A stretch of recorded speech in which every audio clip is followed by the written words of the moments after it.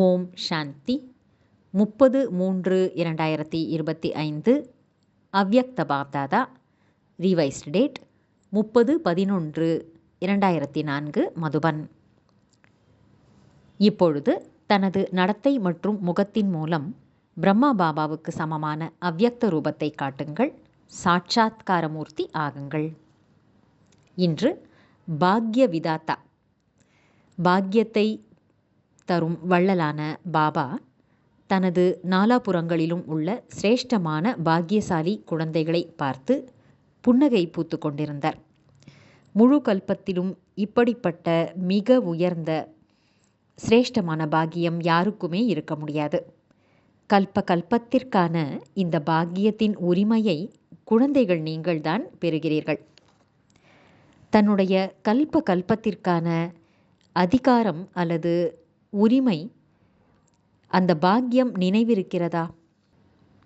இந்த பாக்கியம் அனைத்தை காட்டிலும் உயர்ந்த சர்வசிரேஷ்டமான பாக்கியமாகும். ஏனென்றால் சுயம் பாக்கியத்தை வழங்கும் வள்ளலே இந்த உயர்ந்த பாக்கியத்திற்கான பிறவியை குழந்தைகளாகிய உங்களுக்கு வழங்கியுள்ளார். ஒருவருடைய பிறவியே பாக்கியத்தை தரும் வள்ளலின் மூலம் ஏற்படுகிறது என்றால் அதைவிட சிரேஷ்டமான பாக்கியம் வேறெதுவும் இருக்கிறதா? தன்னுடைய பாக்கியத்தின் போதை உங்களுக்கு நினைவில் உள்ளதா? தனது பாக்கியத்தின் பட்டியலை எடுத்தால் எத்தனை பெரியதாக அது இருக்கும்? பாக்கியசாலியான பிராமண வாழ்க்கையில் கிடைக்கவில்லை என்ற பொருளே இல்லை. அனைவர் மனதிலும் தன்னுடைய பாக்கியத்தின் பட்டியல் நினைவுக்கு வந்துவிட்டது. அப்படித்தானே? ஆஹா பாக்ய விதாத்தாவே, ஆஹா என்னுடைய பாக்கியமே என்று உள்ளம் பாடல் பாடுகிறது. ஒரே பகவானுடன் 3 விதமான சம்பந்தங்களின் பலன் என்பதுதான் இந்த பாக்கியத்தின் சிறப்பு இயல்பாகும். ஒருவர் மூலம் அந்த ஒருவரில் 3 விதமான சம்பந்தம்: தந்தை, ஆசிரியர் மற்றும் சத்குரு. இதுவே ஒருவர் வாழ்க்கையின் விசேஷமான சம்பந்தங்கள் ஆகும். யாருக்கும் ஒருவரிடமே 3 விசேஷமான இந்த சம்பந்தங்கள் மற்றும் அதனுடைய பலன்கள் என்பது இருக்காது. நீங்கள் எங்களுக்கு தந்தையும் ஆசானும் சத்குருவுமாக இருக்கிறீர்கள் என்று பாபாவிடம் மகிழ்ச்சியாக கூறுகிறீர்கள். தந்தையின் மூலம் அனைத்து பொக்கிஷங்களின் சுரங்கத்தையும் நாம் அடைந்து விட்டோம். பொக்கிஷங்களின் பட்டியலும் நினைவுக்கு வந்துவிட்டது. என்னென்ன கஜானாக்கள் தந்தையின் மூலம் கிடைத்துள்ளன என்று நினைவுக்கு கொண்டு வாருங்கள். கிடைத்து விட்டதா அல்லது கிடைக்க வேண்டுமா? என்ன சொல்வீர்கள்? பாலகனாகவும் எஜமானராகவும் இருக்கவே செய்கிறீர்கள். டீச்சர் மூலம் படிப்பினுடைய மற்றும் உயர்ந்த பதவியின் பிராப்தியும் ஆகிவிட்டது. இப்படியாக பார்க்க போனால் உலகத்தில் அனைத்தை காட்டிலும் உயர்ந்த பதவி என்றால் ராஜ்ய பதவி என்று பாடப்பட்டுள்ளது. நீங்களோ இரட்டை ராஜா ஆகிவிட்டீர்கள். நிகழ்கால சுயராஜ்ய அதிகாரி மற்றும் வருங்காலத்தில் அநேக ஜென்மங்கள் ராஜ்ய பதவிக்கு அதிகாரிகள் ஆவீர்கள். படிப்போ ஒரு பிறவிக்கானது, அதுவும் சிறிய பிறவி. மற்றும் பதவிக்கான பிராப்தி அநேக பிறவிகளுக்கானது. ஒரு பிறவிதான் படிக்கிறோம், ஆனால் பதவிகளை பிராப்திகளை அநேக பிறவிகள் அடைகிறோம். மற்றும் ராஜ்யமும் அகண்டது, அசைக்க முடியாதது, தடைகளற்ற ராஜ்யம் ஆகும்.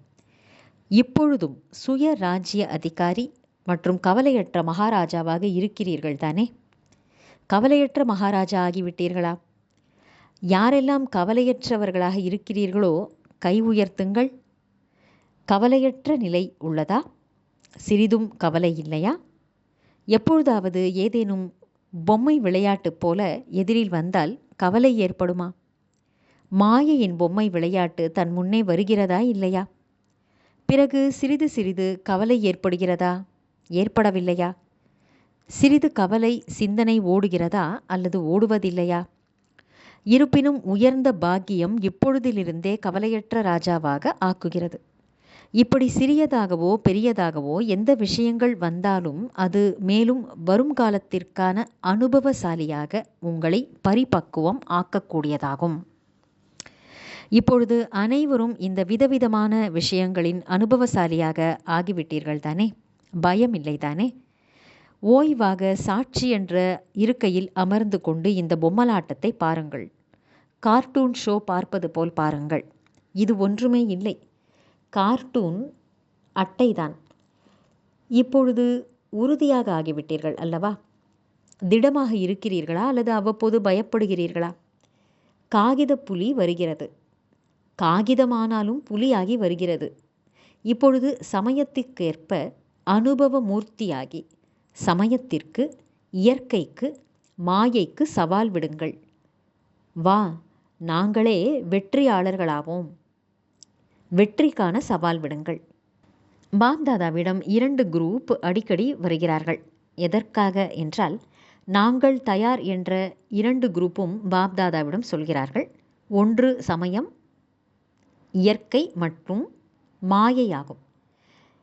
இப்பொழுது நம்முடைய ராஜ்யம் முடியப் போகிறது என்று மாயை புரிந்துள்ளது. 2வது குரூப் அட்வான்ஸ் பார்ட்டியுடையதாகும். 2 குரூப்பும் தேதியை கேட்டுக்கொண்டிருக்கிறார்கள். வெளிநாட்டில் 1 வருஷத்துக்கு முன்பே தேதி கொடுத்து குறித்து விடுகிறீர்கள் அல்லவா? இங்கோ 6 மாதம் முன்னரே குறித்து விடுகிறார்கள். பாரதத்தில் வேகமாக செல்கிறார்கள். 15 நாளிலும் கூட ஏதேனும் நிகழ்ச்சிக்கு தேதி குறித்து விடுகிறார்கள். எனவே சமாப்தி மற்றும் சம்பன்ன நிலை பாபாவுக்கு சமமாக ஆகும் தேதி என்ன? இதை பாபா கேட்கின்றார். இந்த தேதியை நீங்கள் பிராமணர்கள் உறுதி செய்ய வேண்டும். தேதியை முடிவு செய்ய முடியுமா? திடீர் என்று ஏற்படுமா? டிராமாவில் நிர்ணயிக்கப்பட்டுள்ளது, ஆனாலும் அதை நடைமுறையில் கொண்டு வர வேண்டும் அல்லவா? தேதி குறிக்க முடியுமா, முடியாதா? பாண்டவர்கள் முதல் வரிசையில் உள்ளவர்கள் கூறுங்கள். டிராமாவை நடைமுறையில் கொண்டு வருவதற்காக மனதில் தேதியின் சங்கல்பத்தை செய்ய வேண்டும் என்று சொல்பவர்கள் கை உயர்த்துங்கள். பின்னால் அமர்ந்திருப்பவர்கள் புரிந்து கொண்டீர்களா? திடீர் என்று ஏற்படுவது சரிதான், ஆனால் தன்னை தயாராக்கி கொள்ளுவதற்கு லட்சியத்தை அவசியம் வைக்க வேண்டியுள்ளது. லட்சியம் இன்றி சம்பன்னமான, அதாவது நிரம்பிய நிலையை அடைவதில் அலட்சியம் வந்துவிடுகிறது. எப்பொழுதெல்லாம் தேதியை குறிக்கிறீர்களோ அப்பொழுது வெற்றி கிடைப்பதை நீங்கள் பார்க்கிறீர்கள். ஏதேனும் நிகழ்ச்சிக்கு தேதி குறிக்கிறீர்கள் அல்லவா? ஆகியே தீர வேண்டும் என்ற சங்கல்பம் செய்கிறீர்கள் அல்லவா? அல்லது இல்லை, டிராமாவில் தானாகவே ஏற்பட்டு விடுமா? இறுதியில் ஏற்படும் என்றால் அப்பொழுது சமயம் வந்துவிடும். சமயம் உங்களை சம்பன்னமாக ஆக்குமா? அல்லது நீங்கள் சமயத்தை சமீபத்தில் கொண்டு வருவீர்களா? பாப்தாதா பார்த்தார். நினைவில் ஞானமும் உள்ளது, போதையும் உள்ளது, நம்பிக்கையும் உள்ளது. ஆனால் இப்போது எதை சேர்க்க வேண்டும் என்றால் நடத்தை மற்றும் முகத்தில் தென்பட வேண்டும். புத்தியில் நினைவு அனைத்தும் உள்ளது, நினைவிலும் வருகிறது. ஆனால் இப்பொழுது சொரூபத்தில் வர வேண்டும். ஒருவேளை சாதாரண ரூபத்திலும் யாரேனும் பெரிய தொழில் செய்பவர் ஆனாலும் அல்லது பெரிய பணக்காரரின் படித்த குழந்தையானாலும் அவருடைய நடத்தையிலிருந்து ஏதோ உள்ளது என்று தென்பட்டுவிடும். அவரிடம் ஏதாவது தனிப்பட்ட தன்மை தெரிந்துவிடும். எனவே இவ்வளவு பெரிய பாக்கியமும் ஆஸ்தியும் படிப்பு மற்றும் பதவியும் உள்ளது. சுய ராஜ்யம் இப்பொழுதே உள்ளதல்லவா? பிராப்திகள் அனைத்தும் உள்ளன. ஆனால் நடத்தை மற்றும் முகத்தில் பாக்கியத்தின் நட்சத்திரம் நெற்றியில் ஒளி வீசுவது தென்பட வேண்டும் என்பது இப்பொழுது கூட வேண்டும். இப்பொழுது பாக்கியசாலி ஆத்மாக்களாகிய உங்கள் மூலம் மக்களுக்கு இந்த அனுபவம் ஏற்பட வேண்டும் என்பது கூட கிடையாது. இவர் நமது இஷ்ட தேவதைகள், இஷ்ட தேவியர்கள் என்று இருக்க வேண்டும். இவர்கள் நம்மை சார்ந்தவர்கள் என்பது அவர்கள் மனதில் வர வேண்டும். எப்படி பிரம்மா பாபாவை பார்த்தோம்? சாதாரண உடலில் இருந்தாலும் ஆதி சமயத்திலும் பிரம்மா பாபாவிடம் என்ன தென்பட்டது? கிருஷ்ணர் தென்பட்டார் அல்லவா? ஆரம்பத்தில் இருந்தவர்களுக்கு இந்த அனுபவம் உள்ளதல்லவா? எனவே எப்படி ஆதியில் பிரம்மா பாபாவின் மூலம் கிருஷ்ணர் தென்பட்டாரோ அதே போல இறுதியில் என்ன தென்பட்டது? அவ்யக்த ரூபம் தென்பட்டது தானே. நடத்தையில், முகத்தில் தென்பட்டது அல்லவா? இப்பொழுது பாப்தாதா விசேஷமாக நிமித்தமான குழந்தைகளுக்கு இந்த வீட்டு பாடத்தை தருகின்றார். இப்பொழுது பிரம்மா பாபாவுக்கு சமமாக அவ்யக்த ரூபம் தென்பட வேண்டும். நடத்தை மற்றும் முகத்தில் குறைந்ததிலும் குறைந்தது 108 மாலையின் மணி தென்பட வேண்டும். பாப்தாதா பெயர் விரும்பவில்லை, பெயர் கூறவில்லை. யாராக இருந்தாலும் அவர்களின் நடத்தை மற்றும் முகம் மூலம் தானாகவே பிரத்யட்சமாகும். இந்த வீட்டுப்பாடத்தை, ஹோம்ஒர்க்கை பாப்தாதா நிமித்தமான குழந்தைகளுக்கு விசேஷமாக கொடுத்து கொண்டிருக்கின்றார். நல்லது. எவ்வளவு கால அவகாசம் தேவை? நாங்கள் பின்னே வந்துள்ளோம் என்று நினைக்க வேண்டாம். சிலர் கூறுகிறார்கள், நாங்கள் வந்து சில வருடம்தானே ஆகிறது என்று. யார் வேண்டுமானாலும் லாஸ்டிலிருந்து ஃபாஸ்ட் மற்றும் ஃபாஸ்டிலிருந்து ஃபஸ்ட், அதாவது கடைசியிலிருந்து வேகத்தோடு வந்து பிறகு முதலில் வந்துவிட முடியும். இதுவும் பாப் தாதாவிற்கான சவாலாகும். செய்ய முடியும். யார் வேண்டுமானாலும் செய்ய முடியும். இறுதியில் வந்தவர்களும் செய்ய முடியும். வெறும் லட்சியத்தை உறுதியாக்கிக் கொள்ள வேண்டும். செய்தே ஆக வேண்டும். அப்படி இருக்க வேண்டும். இரட்டை அயல் நாட்டினர் கையை உயர்த்துங்கள். இரட்டை அயல் நாட்டினர் என்ன செய்வீர்கள்? இரட்டை வாய்ப்பை எடுத்துக்கொள்ளுவீர்களா என்ன? பாப் தாதா பெயரை வெளியிட மாட்டார். ஆனால் இப்படியாக உள்ளது என்று அவர்களின் முகம் கூறும். தைரியம் உள்ளதா? முதல் வரிசையில் இருப்பவர்களை பாப்தாதா பார்த்து கொண்டிருக்கின்றார். பின்னால் இருப்பவர்களும் கை உயர்த்த முடியும். முதலில் வருபவர்கள்தான் அர்ஜுனர் என்று அழைக்கப்படுகிறார்கள். நல்லது. பாப்தாதா ரிசல்ட்டை பார்ப்பதற்காக என்னென்ன முயற்சி செய்கிறீர்கள், யார் யார் செய்து கொண்டிருக்கிறார்கள் என்ற ரிசல்ட்டை பார்ப்பதற்காக 6 மாதங்கள் கொடுத்து கொண்டிருக்கின்றார். 6 மாதங்களில் ரிசல்ட்டை பார்ப்போம், பிறகு முடிவு செய்வோம். சரியா? ஏனென்றால் பார்க்க போனால் இப்பொழுது சமயத்தின் வேகம் தீவிரமாக சென்று கொண்டிருக்கிறது. படைப்பு வேகமாக போகக்கூடாது. படைப்பவர்தான் வேகமாக செல்ல வேண்டும். எனவே இப்பொழுது சிறிது வேகப்படுத்துங்கள். பறந்து செல்லுங்கள். சென்று கொண்டிருக்கிறோம் என்பதல்ல, பறந்து கொண்டிருக்கின்றேன். பதில் சொல்லும் பொழுது நன்றாக கூறுகிறார்கள். நாங்கள் தானே இருப்போம் அல்லவா? வேறு யார் இருப்பார்கள்? பாப்தாதா அதை கேட்டு மகிழ்ச்சி அடைகின்றார். ஆனால் இப்பொழுது ஆத்மாக்கள் சிறிது பார்க்க விரும்புகிறார்கள். பாப்தாதாவுக்கு நினைவுள்ளது. ஆதியில் குழந்தைகள் நீங்கள் சேவையில் வெளிப்பட்டீர்கள். அப்பொழுது குழந்தைகளிடம் கூட சாட்சாத்காரம் ஏற்பட்டது. இப்பொழுது சேவை மற்றும் சொரூபம் இரண்டின் பக்கம் கவனம் தேவை. எனவே இப்பொழுது சாட்சாத்கார மூர்த்தி ஆகுங்கள். சாட்சாத் பிரம்மா பாபாவாக ஆகுங்கள். நல்லது. இன்று புதிய புதிய குழந்தைகளும் அதிகமாக வந்திருக்கிறார்கள். தங்கள் அன்பின் சக்தியினால் அனைவரும் வந்துவிட்டீர்கள். எனவே பாப்தாதா விசேஷமாக யாரெல்லாம் புது புது குழந்தைகள் வந்திருக்கிறீர்களோ அவர்கள் ஒவ்வொருவருக்கும் பெயர் சகிதமாக பல மடங்கு வாழ்த்துக்களை கொடுத்து கொண்டிருக்கின்றார். கூடவே வரதானம் கொடுத்து கொண்டிருக்கின்றார். சதா பிராமண வாழ்க்கையில் வாழ்ந்து கொண்டே இருங்கள், பறந்து கொண்டே இருங்கள். நல்லது. யாரெல்லாம் முதல் முறை வந்திருக்கிறீர்களோ அவர்கள் கை உயர்த்துங்கள். அநேகம் பேர் இருக்கிறீர்கள்.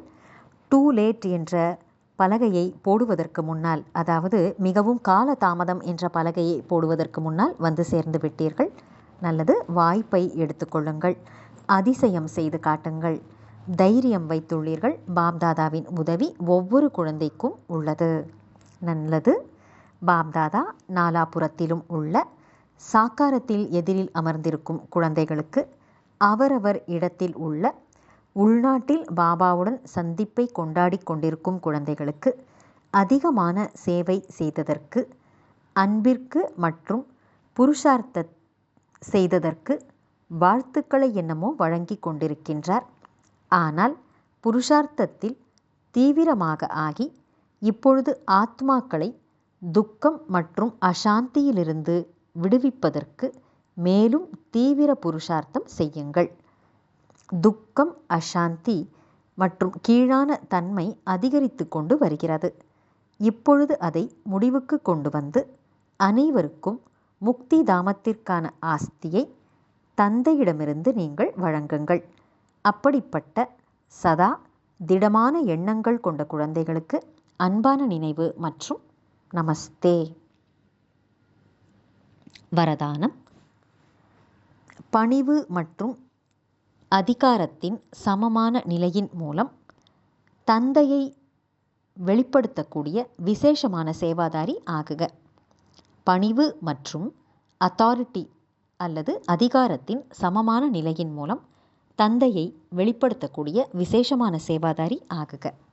விளக்கம்: எங்கு சமநிலை அல்லது பேலன்ஸ் இருக்குமோ அங்கு அதிசயம் தென்படுகிறது. எப்பொழுது நீங்கள் பணிவு மற்றும் சத்தியத்தின் அதிகாரத்தின் சமநிலையுடன் யாருக்கேனும் பாபாவின் அறிமுகத்தை கொடுத்தால் அங்கே அதிசயம் ஏற்படும். இந்த ரூபத்தில் தந்தையை பிரத்யட்சம் செய்ய வேண்டும், அதாவது வெளிப்படுத்த வேண்டும். தங்களின் வார்த்தைகள் தெளிவாக இருக்க வேண்டும், அதில் அன்பும் இருக்க வேண்டும். பணிவு மற்றும் இனிமையும் இருந்தால் மகான் தன்மை மற்றும் சத்தியமும் இருந்தால் பிரத்யட்சம் ஏற்பட்டுவிடும். பேசும்போதே இடையிடையில் அனுபவத்தை செய்ய வையுங்கள். இதன் மூலம் அன்பில் மூழ்கிய மூர்த்தியின் அனுபவம் தேவை. அப்படிப்பட்ட சொரூபத்தினால் சேவை செய்யக்கூடியவர்கள்தான் விசேஷமான சேவாதாரி ஆவார்கள். ஸ்லோகன்: சமயத்தில் எந்த சாதனமும் இல்லை என்றாலும் செய்யும் சாதனையில், அதாவது முயற்சியில் தடை ஏற்படக்கூடாது. நல்லது. இன்றைய அவ்யக்த சமிக்ஞை: சத்தியம் மற்றும் பண்பாட்டின் கலாச்சாரத்தை தனதாக்கிக் கொள்ளுங்கள். ஒரு சிலர் இவ்வாறு நினைக்கிறார்கள். ஒருவேளை கோபம் என்பது எந்த விகாரமும் இல்லை, அது ஒரு ஆயுதம் என்று நினைத்து கொள்ளுகிறார்கள். ஆனால் கோபம் என்பது ஞானம் நிறைந்த ஆத்மாவை பொறுத்தவரையிலும் மகா எதிரி ஆகும். ஏனென்றால் கோபம் அநேக ஆத்மாக்களின் சம்பந்தம் மற்றும் தொடர்பில் வரும்பொழுது வெளிப்பட்டு விடுகின்றது.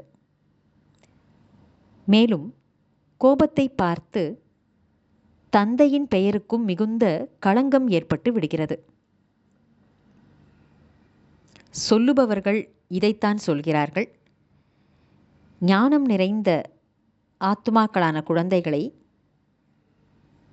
பார்த்து விட்டோம் என்று.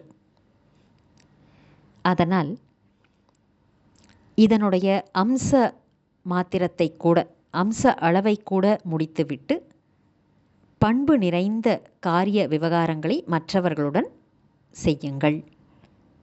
கோபத்தின் அணு அளவு அம்ச அளவையும் கூட முடித்துவிட்டு பண்பு நிறைந்த காரிய விவகாரங்களை மட்டுமே பிறருடன் செய்யுங்கள். நல்லது. ஓம் சாந்தி.